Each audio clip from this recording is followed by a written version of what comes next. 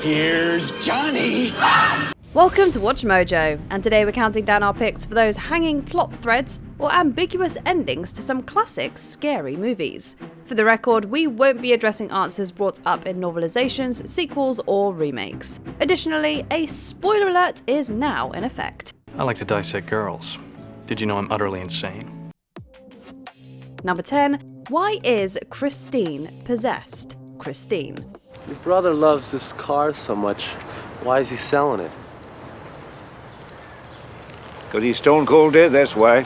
The story of the LeBay family's history of death does come up within John Carpenter's film adaptation of Stephen King's novel, Christine. However, the brothers' names are switched, and it's heavily implied that the Plymouth Fury was evil right off of the assembly line. King's source novel leans more towards Christine being possessed by the spirit of Roland LeBay, while the film version of the car, as iconic as it is, feels demonically sentient. Okay.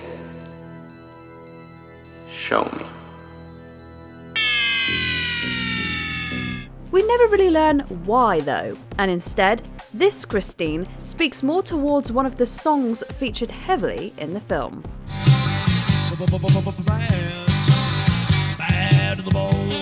Number 9. Why is the painting a trigger? The bird with the crystal plumage. The Italian giallo cycle of violent murder mysteries were never known for their solid logic. The bird with the crystal plumage is one of the early highlights from this cycle, and exemplifies this sort of style over substance aesthetic that fans of this genre absolutely love. Case in point, the ending coda, where writer-director Dario Argento, an absolute legend, tries to explain the killer's trigger, but we're just left with more questions. It's established that a gallery painting of an assault triggers memories of a real-life attack, but the reasoning feels purely visual, without any concrete explanation. Do we mind? Not really. We've actually come to expect this sort of dream logic from Gialli, and wouldn't want it any other way. Number 8. Is Florence dead? The Awakening. The finale of the 2011 horror film possesses an ending that's fairly ambiguous, depending on your point of view. Florence and I will be leaving now. Tom needs his family with him. Florence? Florence! I've got the medicine cabinet in Maud's room, quickly. Something to make me sick. The lead character, Florence Cathcart, winds up being poisoned, yet the audience witnesses her asking for medicine prior to losing consciousness. We later see Florence walking down school hallways, yet nobody acknowledges her existence. She then runs into another character named Robert, who is able to see ghosts. I know you're there. It's more than your headmaster does. Since Robert is the only character who speaks to Florence at this time, are we supposed to infer that the medicine didn't do its job, or did she survive? Number 7. Who is Billy? Black Christmas. Agnes, it's me, Billy. It's all right, Agnes. It's all right. Shh, pretty Agnes. The 1974 proto-slasher classic Black Christmas is a classic of an absolute nail-biting suspense. Much of this tension is due to the character of Billy, whom we never see fully, yet hear throughout the film. I'm going to kill you.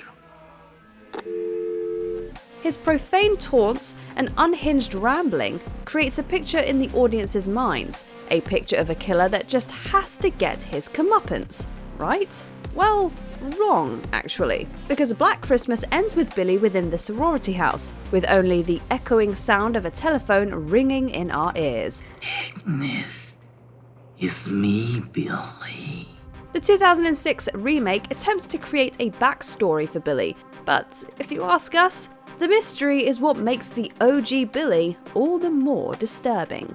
She's my family now. Everyone should be home for Christmas. I'll be home for Christmas. Number 6. What does the entity want? It follows. Don't open the door. See? Everything's okay. 2014's It Follows is absolutely one of the best modern horror movies, but that doesn't mean that it has all of its mythology on lock. For starters, we're never really made privy to what the evil entity in the film actually wants. This thing It's gonna follow you.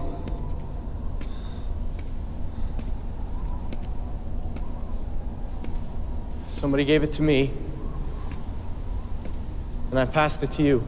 It Follows establishes early on that the entity is passed on through sexual contact and relentlessly stalks its victims. But why though? The film is honestly so stylish and possesses such a great score that we're willing to just forget about wanting a reason. Jay, what do you see? I don't want to tell you. The ending of the film is equally ambiguous, although we can justifiably assume that Jay and Paul have put some distance between them and the entity, but how much? Number 5. What is actually happening? The Blair Witch Project. I hear him downstairs. Come on! I hear him downstairs! It's one of the most famous horror movie endings of the late 90s, but we're still waiting for a proper answer to exactly what's going on with the Blair Witch Project. We're doing a documentary about the Blair Witch. Oh, have you heard of the Blair Witch? oh yeah, that's an old story. The myth of the Blair Witch is given some weight and gravitas via the footage that comprises Blair Witch's first act. We then get that ending, where the witch's punishment seems to be going on, with Mike standing in the corner and Heather screaming until the camera feed cuts.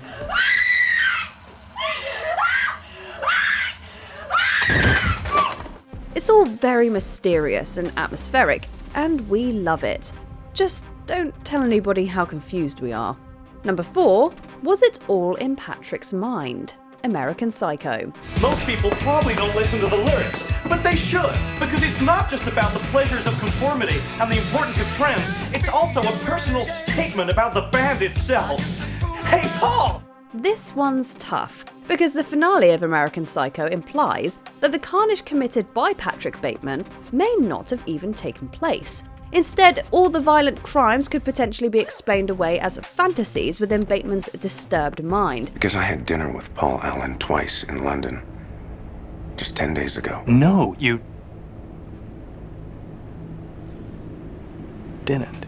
However, American Psycho's director, Mary Harron, has been quoted as not being on board with this explanation. Paul Allen may be very much alive, but perhaps Bateman's assault on the sex workers actually took place. This is despite a scene early in the nightclub where the bartender doesn't seem to hear Bateman's violent outburst against her. I want to stab you to death, then play around with your blood. Maybe it's all up to interpretation. My punishment continues to elude me, and I gain no deeper knowledge of myself. No new knowledge can be extracted from my telling. Number 3, why do the dead rise? Night of the Living Dead. They're coming to get you, Barbara. It's one of the most iconic voiceover quotes in horror movie history. The announcement in George Romero's original Night of the Living Dead, where persons who have recently died have been returning to life and committing acts of murder. There is an epidemic of mass murder being committed by a virtual army of unidentified assassins. The murders are taking place in villages, cities, rural homes, and suburbs with no apparent pattern or reason for the slayings. The actual reasons for the Living Dead's rise are left quite ambiguous, however, with only the passing mention of a space probe from Venus theorizing some sort of radiation poisoning. That's the space vehicle which orbited Venus and then was purposely destroyed by NASA when scientists discovered it was carrying a mysterious high-level radiation with it. Could that radiation be somehow responsible for the wholesale murders we're now suffering? In the end, it doesn't really matter why the dead have returned, because we're willing to go along with any explanation. However, the intentional lack of solid answers just makes the carnage in Night of the Living Dead feel more visceral and random. Okay, he's dead. Let's go get him. That's another one for the fire. Number 2, is Childs the Thing? The Thing. You the only one who made it? Not the only one. Did you kill it? Where were you, Charles? We have to admit that the ambiguous ending to John Carpenter's The Thing is one of the reasons why this reimagining of The Thing from Another World still works so well today. It builds upon paranoia and suspense, while also playing into The Thing's assimilative properties. Fire's got the temperature up all over the camp. Won't last long, though. Neither will we. How will we make it? Maybe we should. Believe it or not, the television version of The Thing actually helps destroy this mystery via a more definitive coda that features a disembodied voiceover. However, Carpenter's original vision leaves us with MacReady and Childs in a stare-off, waiting to die in the cold. What do we do? Why don't we just wait here for a little while? See what happens. Still, some fans feel that Childs' consuming of alcohol means that he isn't actually the Thing, which makes the mystery feel even deeper for us. It's perfect. Before we continue, be sure to subscribe to our channel and ring the bell to get notified about our latest videos. You have the option to be notified for occasional videos or all of them. If you're on your phone, make sure you go into your settings and switch on notifications. Number 1. Why does it stop happening? The Happening. Somebody call Mark Wahlberg! Just kidding, we don't care. The event must have ended before we went out there. Number 1. Jack's status. The Shining. Hi, Lloyd. A little slow tonight, isn't it? Horror legend Stephen King infamously disliked writer-director Stanley Kubrick's cinematic vision of his novel, The Shining. This is despite this 1980 adaptation existing today as one of horror cinema's most notable and influential hits. Of course, this doesn't mean that Kubrick's film tidies everything up in neat fashion. Far from it, actually, since many fans continue to debate the themes and intentions behind his intentionally obtuse vision. I'm sorry to differ with you, sir. But you are the caretaker.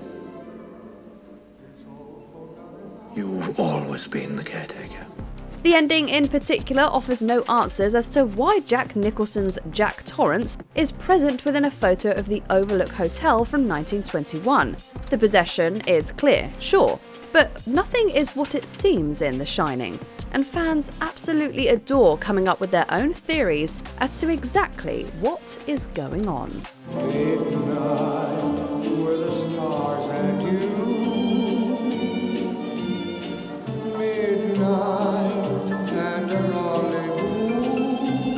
Which horror movie loose ends still haunts your dreams? Let us know in the comments.